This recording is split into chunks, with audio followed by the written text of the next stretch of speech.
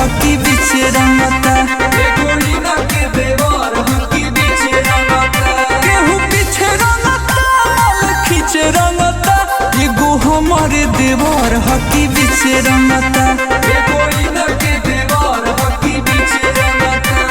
मुआ दिका हो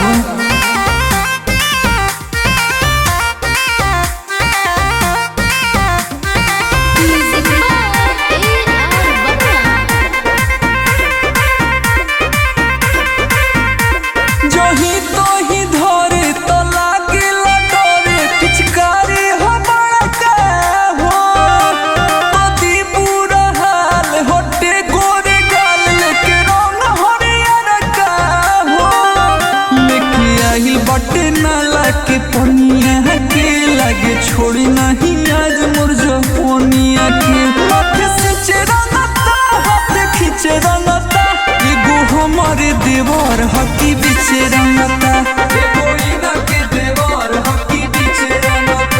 एगो हमारे देवर हकी बीचे रंगता।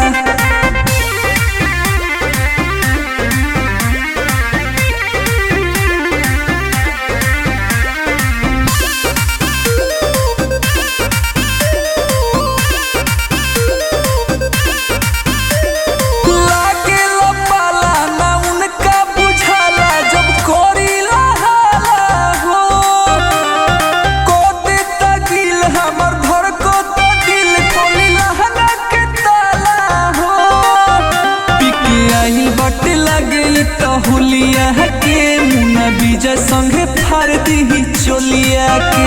आँख नीचे रंगता चारो चिते रंगता। एगो हमारे देवर हकी बीचे रंगता।